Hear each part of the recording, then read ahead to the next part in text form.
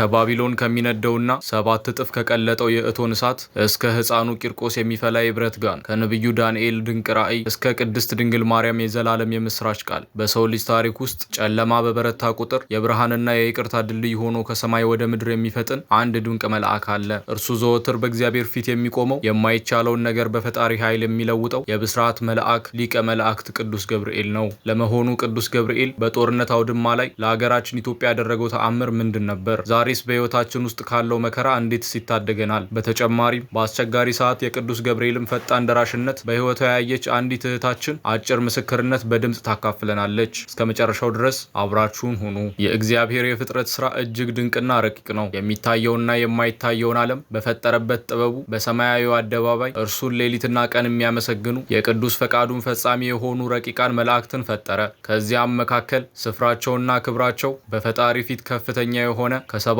ሊቃነ መላእክት አንዱና ዋነኛው ቅዱስ ገብርኤል ነው። እርሱ ዘወትር በእግዚአብሔር ፊት የሚቆም የሰው ልጅን ልመናና ጸሎት ወደ ላይ የሚያደርስ የፈጣሪን የይቅርታና የደስታ መልእክት ደግሞ ወደ ታች ወደ ሰው ልጆች ይዞ የሚወርድ አብሳሪ መልእክተኛ ነው። ገብርኤል የሚለው የዕብራይስጥ ስም ቀጥተኛ ትርጉሙ ሰውና አምላክ የሚሉ ምስጢራዊ ፍቺዎችን ይይዛል። ይህ ስም ዝም ብሎ የተሰጠ ሳይሆን መልአኩ የሚሰራውን ታላቅ የኃይል ስራ የሰው ልጅን መዳን ምክንያት የሚሆነውን ምስጢረ ስጋዌን አስቀድሞ የሚጠቁም ነው። ቅዱስ ገብርኤል እግዚአብሔር አምላክ ሰማይና ምድር መላእክትንና የሰው ልጅን በፈጠረበት ወቅት በትዕቢት ምክንያት ከሰማይ የወደቀውን የሳጥናኤልን ትዕቢት የተቃወመ መልአክ ነው። በመላእክት ዓለም ውስጥ ታላቅ ሁከት በሆነ ጊዜ ሳጥናኤል ራሴን እንደ ፈጣሪ አደርጋለሁ ብሎ በታየበትና ሌሎችን መላእክት ባሳተ ጊዜ መላእክት በድንጋጤና በመረበሽ ውስጥ ሳሉ ቅዱስ ገብርኤል መላእክትን ያጽናና መልአክ ነው። በዚህም ምክንያት ቅዱስ ገብርኤል በሰማያውያን ሰራዊት ዘንድ የተወደደ ባለከፍተኛ ስልጣንና የምስጢር መጋቢ ሆኖ ተሾመ። እርሱ የፍቅር የሕይወትና የደስታ መልአክም ተብሎም ይጠራል። ቅዱስ ገብርኤል በብሉይ ኪዳን ዘመን የእግዚአብሔርን ሕዝብ ከመከራ በመታደግና ምስጢራትን በመግለጥ ረገድ ወደር የሌለው ሚና ነበረው። በተለይም በባቢሎን ምርኮ ስር ለነበረውና ስለ ወገኖቹ ነጻነት ሌሊትና ቀን በጾምና በጸሎት ይማጸን ለነበረው ለነብዩ ዳንኤል የተገለጸው እርሱ ነበር። ዳንኤል የወደፊቱን የዘመናት ፍጻሜና ስለ መሲሁ ስለ ክርስቶስ መምጣት የገለጠበትን ታላቅ ራእይ ማስተዋል አቅቶት በነበረበት ወቅት እግዚአብሔር ቅዱስ ገብርኤልን ላከለት። ነብዩ ዳንኤል በትንቢቱ ላይ እንደጻፈው ቅዱስ ገብርኤል መጥቶ ዳሰሰው፣ ጥበብንና ማስተዋልንም ሰጠው። ስለ ሰባው ሱባኤና ዓለም እንዴት በክርስቶስ ደም እንደሚድን ምስጢሩን ፈታለት። ይህም የሚያሳየው ቅዱስ ገብርኤል ለሰው ልጆች እውቀትና ጥበብን የሚገልጥ ግራ ለተጋቡትና ለጨነቃቸው መውጫ መንገዱን የሚያሳይ መልአክ መሆኑን ነው። ነገር ግን የቅዱስ ገብርኤል የኃይል ስራ እጅግ ጎልቶ የወጣውና ዛሬም ድረስ በታላቅ ክብር የሚታወሰው በሰለስቱ ደቂቅ ታሪክ ውስጥ ነው። በባቢሎን ንጉስ በናቡከደነጾር ዘመን ንጉሱ ታላቅ የወርቅ ምስል አቆመ። በግዛቱ ያሉ ህዝቦች ሁሉ ለዚህ ምስል እንዲሰግዱ፣ እምቢ የሚሉ ግን ወደሚነደው የእሳት እቶን ውስጥ እንደሚጣሉ አዋጅ አወጣ። በዚህ ጊዜ 3ቱ ዕብራውያን ወጣቶች አናንያ፣ አዛሪያና ሚሳኤል ሕያው አምላካችንን አንክድም፣ ላቆምከውም ምስል አንሰግድም በማለት በጽናት ቆሙ። ንጉሱ በታላቅ ቁጣ ተሞልቶ እሳቱን ከተለመደው 7 እጥፍ አብዝቶ እንዲነድ አዘዘ። ወጣቶቹ ታስረው ወደ እቶኑ እሳት ተጣሉ። እሳቱ ኃይለኛ ከመሆኑም የተነሳ ወደ እሳቱ የጣሏቸው ወታደሮች በነበልባሉ ተቃጥለው ሞቱ። ነገር ግን በአምላካቸው ላይ ፍጹም እምነት የነበራቸው እነዚህን ቅዱሳን ወጣቶች ለመታደግም ሰማያዊ ታላቅ ኃይል ፈጠነ። የሊቀ መላእክት የቅዱስ ገብርኤል ክንፎች እሳቱን የመከላከል አቅም ነበራቸው። እርሱ ከመካከላቸው አራተኛ ሆኖ ተገለጠ። የሚነደውን እሳት ወደ ቀዝቃዛ አውሎ ንፋስና ወደ ጠል ለወጠው። ንጉሱ ሲመለከትም ደነገጠ። እኛ የጣልናቸው 3 ሰዎች አልነበሩም? አሁን ግን 4 ሰዎች ሳይታሰሩ በእሳት ውስጥ ሲመላለሱ አያለው። የአራተኛውን መልክ የአማልክትን ልጅ ይመስላል በማለት መሰከረ። ወጣቶቹ ከእሳቱ ሲወጡ ጸጉራቸው እንኳን አልተቃጠለም ነበር። ይህ የቅዱስ ገብርኤል ታላቅ የነጻነትና የአዳኝነት ተአምር ነበር። ወደ አዲስ ኪዳን ስንሻገር የሰው ልጅ ታሪክ አዲስ ምዕራፍን የያዘው በቅዱስ ገብርኤል የምስራች ቃል ነው። የአዲስ ኪዳን ታሪክ የሚጀምረው በካህኑ ዘካርያስና በባለቤቱ በኤልሳቤጥ ታሪክ ነው። እነዚህ ቅዱሳን ባልና ሚስት በሰው ዘንድ ልጅ ሳይወልዱ በዕድሜ አርጅተው ነበር። ማህፀናቸው የደረቀ ተስፋቸውም የተቆረጠ ይመስላል።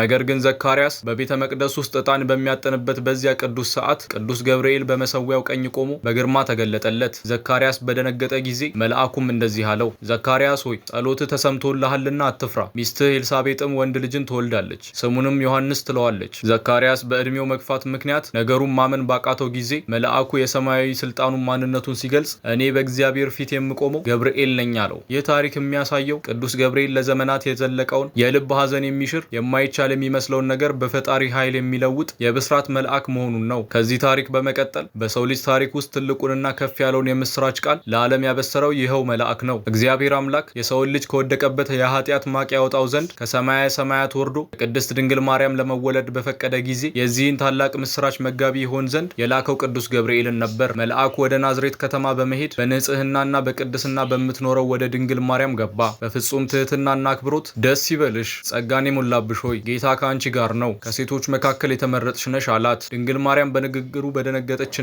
ይህ እንዴት ይሆናል ብላ በጠየቀች ጊዜ መልአኩ የእግዚአብሔርን ረቂቅ አሰራር ሲያስረዳ መንፈስ ቅዱስ ባንቺ ላይ ይመጣል፣ የልዑል ኃይልም ይጋርድሻል አላት። የድንግል ማርያም እሽታና የቅዱስ ገብርኤል ብስራት የሰው ልጅ ከፈጣሪው ጋር የታረቀበት የ5500 ዘመን የጨለማና የእርግማን መጋረጃ የተቀደደበት ታላቅ ታሪካዊ ክስተት ነበር። አሁን ደግሞ ቅዱስ ገብርኤል ለእህታችን ያደረገውን ተአምር ምስክርነት እንሰማለን።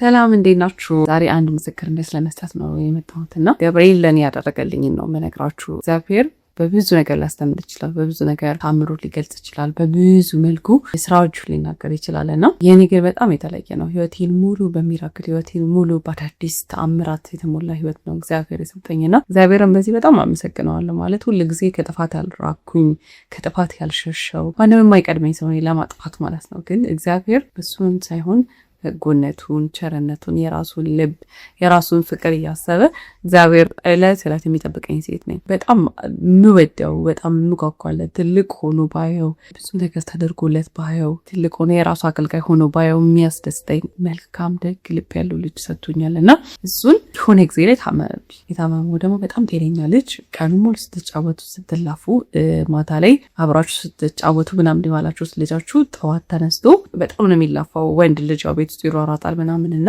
ጠዋት ተነስቶ ግን ድንገት መራመድ አቃተው እና እማዬ እግሬ አልሄድም አለኝ ምናምን ይላል ማለት ነው። ከዛ ምን ሆነክ ብዬ እና በጣም ላይክ ኤርሊ በጣም ጠዋት አንሳት ነው ከቤት የምወጣው እና ጀስት ፎከስ ማድረግ ስለነበረብኝ በቃ እሺ ብዬ መጣሁ። እሺ ቼክ አደርጋለሁ ምናምን ብዬው ግን መራመድ አለመቻል አመመው ማለት እምላችሁ ሁለቱም እግሮቹ መራመድ አቃታቸው። ልክ መሬት እግሩ ሲረግጥ በቃ በጣም አመመኝ፣ ይጮሃል ማለት ነው። ከዛ የዛ ጊዜ በጣም ተደናገጥኩኝ ምናምንና በቃ ስራ ደርሼ እመጣለሁ ምናምን ብዬ ሄድኩኝና ስመለስ ብዙም አልቆየሁም። ጠዋት ላይ ቴኬር ማድረግ የነበረብኝ ነገሮች ነበሩ። ላለቀዬ ያሞታል ብዬ ተመለስኩኝ ማለት ስመለስ በጣም ጤነኛ ልጅ፣ በጣም በቃ የምትወዱት ልጃችሁ ሲራመድ ሲራራት የነበረ ልጅ ሁለቱም እግሩ አይራመድም። ወክ በጣም ከባድ ነገር ሆነና ሁለቱም እግሩ አይራመድም። ከወገቡ በታች ጭራሽ ታይል። ከዛ በጣም ተጨነቅኩኝ፣ ግራ ገባኝ ምን እንደማደርገው። ሐኪም ቤትም ስንወስደው ምንም ጀስት እንትን ዝም ብሎ ኢንፍሉዌንዛ ምናምን ነው አንዳንድ ጊዜ እንደዚህ ያደርጋቸዋል ምናምን። ሐኪም ቤት ደርሰን ስንመለስ መጀመሪያ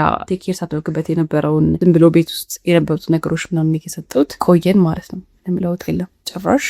ማታ ላይ ቤት እያጸዳንኛ ዝም ብለን ቤት ማስተካከል በጣም አንዳንዴ በጣም ስትረስ ሲሆን ቤት ማጽዳት ነው የሚይዘውና ቤት እያጸዳን እያለ ሪሞት ይወድቅበታል። ከነበረበት ከተኛበት ሶፋ ላይ ወደ መሬት ይወድቅበታል እና ሶፋ ወርዶ ለማንሳት በዚህ በደረቱ እየተሳበ እየተንፏቀቀ ሪሞት ጋር ለመድረስ ከዛ አቃተውና ማየ እያለ ይጣራል ማለት በቃ በጣም ነው የተሰበርኩት የእውነት ማለት። ከዛ ይዘነው መኝታ ቤት ገባውና ለእንተኛ ተስፋ ማድረግበት የነበረው ነገር በጠቅላላ ጠፍቶ ልጃችሁን እንደምታሳድጉ የምትታገል ሴት ሆንኩኝ ማለት ነው። በጣም ስለሚራመደው ነገር መጓጓት ጀመርኩና በጣም ተጨነቅኩ። ከዛ ለሊት 7 ሰዓት ምናምን ይመስለኛልና ተኝተን እኔ እንቅልፍ አልወሰደኝም። በቃ ልጄ ተኝቷል ምናምን አጠገቡ ነው ያለሁትና ከቤት የሚኖርበት ፊት ለፊት እንደዚህ በርቀት ገብርኤል ቤተክርስቲያን ይታያልና እኔ ቤት መጥቼ አላውቅም፣ ጠይቄ ካላውቅም ግን ገብርኤል ሆይ እባክህን ልጄን ፈውስልኝ፣ ልጄን አድንልኝ፣ እኔ ምንም አቅም የለኝም፣ በቃ በጣም ልጄን አድንልኝ ማለት እኔ በጣም ጤነኛ ልጅ ነው ያሳደግኩት እስከዛሬ ዓመት ድረስ። አሁን ግን በቃ እዚህ ጋር እንደምታዩት ከዚህ ሆኖ እንዴት ነው ጤነኛ የተባለ ልጅ ምን ሆኑ ተበላሸ ልበል እያልኩ የነበረ መጸለይ የነበረውና ስለስሳል ሁሉ ጊዜ 1 ብር ነው ምሳሌ። ከዛ ገብርኤል ሆይ እባክህን እንደዚህ ብዬ እንትን አለለን ግን 1 ብር ይዤ እመጣለሁ እባክህ ልጄ ማርልኝ ብዬ ስቅስቅ እያለቀስኩ ማለት በጣም በቃ እንደዚህ መግለጽ አልችልም። እግዚአብሔር ጤነኛ ልጅ ያሳድጋችሁ። ድንገት አውስ ነው ወይ ጉራ አልሰራም ሲል ሊሰማሽ የሚችለው ነገር በጣም ብዙ ልጆች ታውቃላችሁና አስተንኩ። በእውነት በጣም የተሰበርኩት እግዚአብሔር በቃ ሌሊቱ ሙሉ እንድቹ እያለቀስኩኝ ነው። ከዛ ጠዋት በቃ የሆነች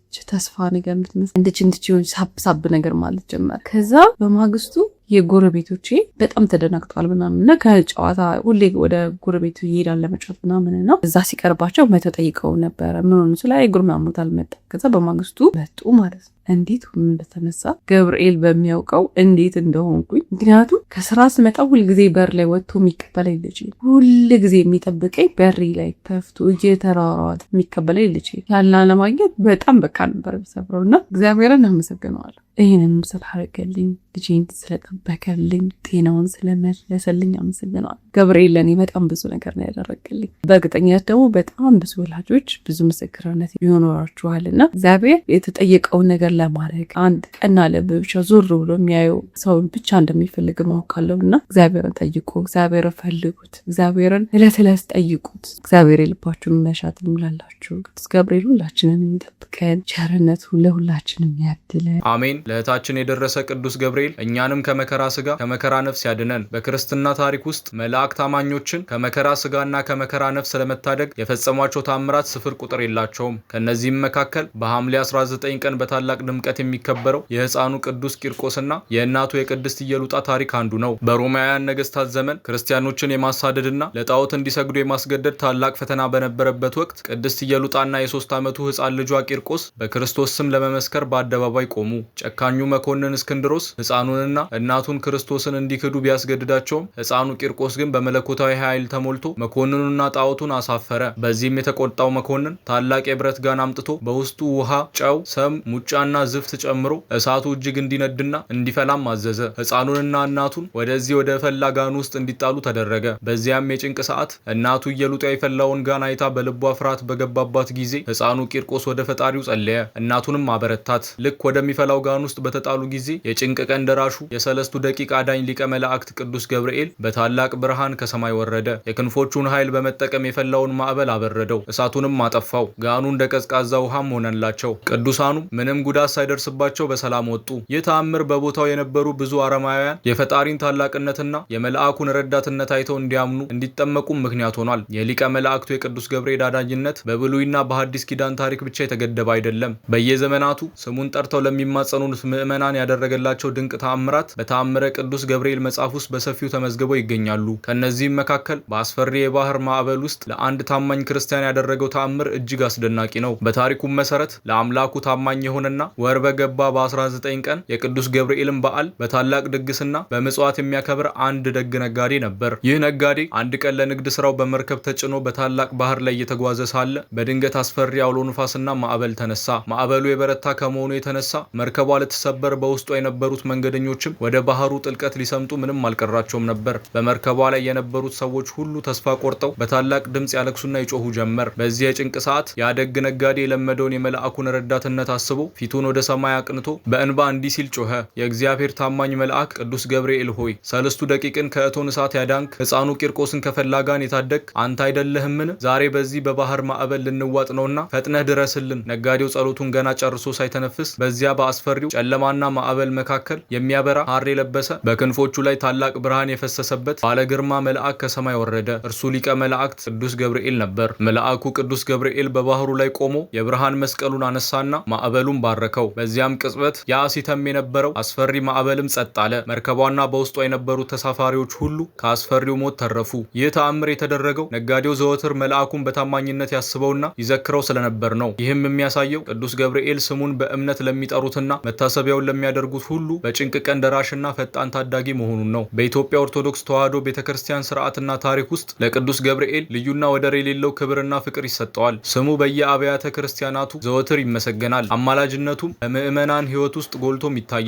ይህ ታላቅ ፍቅርና ተአምረኝነት በግልጽ ከሚያሳዩ ቅዱሳን ስፍራዎች መካከል ደግሞ በምስራቅ ኢትዮጵያ በሚገኘው የቁልቢ ገብርኤል ቤተክርስቲያን ቀዳሚውን ስፍራ ይይዛል። የቁልቢ ገብርኤል ታሪክ ከሀገሪቱ የታሪክ ማዕዘናት ከዳግማዊ አጼ ምኒልክ ዘመን መንግስት ጋር በጥልቀት የተሳሰረ ነው። የሐረርጌው ገዢ የነበሩት ታላቁ ልዑል ራስ መኮንን ሀገራችን ኢትዮጵያ በጣሊያን ወራሪ ኃይል በተደፈረችበት ወቅት ወደ አድዋ ጦርነት ከመዝመታቸው በፊት ወደ ቁልቢ ወደሚገኘው የቅዱስ ገብርኤል ታቦት ፊት ቀርበው ታላቅ ስዕለትን ተሳሉ። የሀገራችንን ነጻነት አስጠብቀን ጠላትን አሳፍረን በድል ካስመለስከኝ ይህንን መቅደስን ታላቅና ውብ አድርጌ ሰራዋለሁ በማለት ተማጸኑ። ኢትዮጵያ ታሪካዊውን የአድዋ ድል በታላቅ ክብር ከተቀዳጀች በኋላ ራስ መኮንን ለገቡት ስዕለት ታማኝ በመሆን 1888 ዓመተ ምህረት የቁልቢ ገብርኤልን ቤተክርስቲያን በታላቅ ሁኔታ አሳንጸው አስመረቁ። ከዚያን ዘመን ጀምሮ የቁልቢ ገብርኤል የምስራች ፈውስ የስዕለትና የታምራት ማዕከል ሆኖ ቀጠለ። ዛሬ በየዓመቱ በታህሳስ 19ና በሐምሌ 19 በመቶ ሺዎች የሚቆጠሩ አንዳንዴም በሚሊዮኖች የሚቆጠሩ ምዕመናን ከኢትዮጵያ ማዕዘናትና ከመላው ዓለም ተነስተው ረጃጅም ኪሎ ሜትሮችን በእግራቸው እየተጓዙ ወደዚህ ቅዱስ ስፍራ ይተማሉ። ልጅ ያጡት ልጅ አግኝተው ምስክርነትን የሚሰጡበት፣ በህመም አልጋ ላይ የነበሩ ፈውሰ ስጋና ፈውሰ ነፍስ አግኝተው የሚዘምሩበት፣ በጭንቅ የጠበባቸው ሰፊ መውጫ አግኝተው ፈጣሪና መልአኩን የሚያመሰግኑበት ታላቅ የመንፈሳዊ አንድነት መገለጫ ሆኗል። የራማው ልዑል ቅዱስ ገብርኤል ስዕለት በፍጥነት የሚሰማ የሚዘክሩትን ምዕመናን በሀብት በጸጋ ቤታቸውን የሚሞላ ዘወትር መልካም ብስራቶችንና ጸጋዎችን ለምዕመናን የሚያድል መልአክ ነው። ውድ ተመልካቾቻችን የሊቀ መላእክት የቅዱስ ገብርኤል ታሪክ የሚያስተምረን ትልቅ ቁም ነገር እግዚአብሔር አምላክ ለሰው ልጆች ያለውን ቅርበት፣ አፍቃሪነትና ጥበቃ ነው። በህይወታችን ውስጥ ምንም ያክል የፈተናና የመከራ እሳት ቢነድብን፣ የተስፋ መቁረጥና የሐዘን ጨለማ ቢውጠን፣ እንደ ሰለስቱ ደቂቅ በአምላካችን ካመንን እንደ ቅድስት ኢየሉጣና ቂርቆስ በሃይማኖታችን ከጸናን የምስራችን ይዞ የሚመጣውና ከመከራ እሳት የሚያወጣን የእግዚአብሔር ኃይል ቅዱስ ገብርኤል ከኛ አይርቅም። ይህንን ታላቅ መንፈሳዊ ታሪክ ተከታትላችሁ ስላጠናቀቃችሁ ከልብ እናመሰግናለን። እናንተስ በህይወታችሁ የቅዱስ ገብርኤልን ፈጣን ደራሽነትና ተአምር እንዴት አገኛችሁት? ያጋጠማችሁን አጭር ምስክርነት በኮሜንት መስጫው ላይ አካፍሉን። እኔ ራሴ እያንዳንዱን አነባለሁ። ይህ ቪዲዮ ለሌሎች ብርታት እንዲሆን ላይክ ማድረጋችሁን እንዳትረሱ። ለወዳጅ ዘመዶቻችሁ ሼርም አድርጉት። ለቻናሉ አዲስ የሆናችሁ ደግሞ ሰብስክራይብ በማድረግ የዚህን መንፈሳዊ ቤተሰብ አባል እንድትሆኑ እንጋብዛለን። የሊቀ መላእክቱ የቅዱስ ገብርኤል ጥበቃ፣ አማላጅነትና የብስራት ቃል ሁላችንንም አይለየን። ወስብሐት ለእግዚአብሔር አሜን።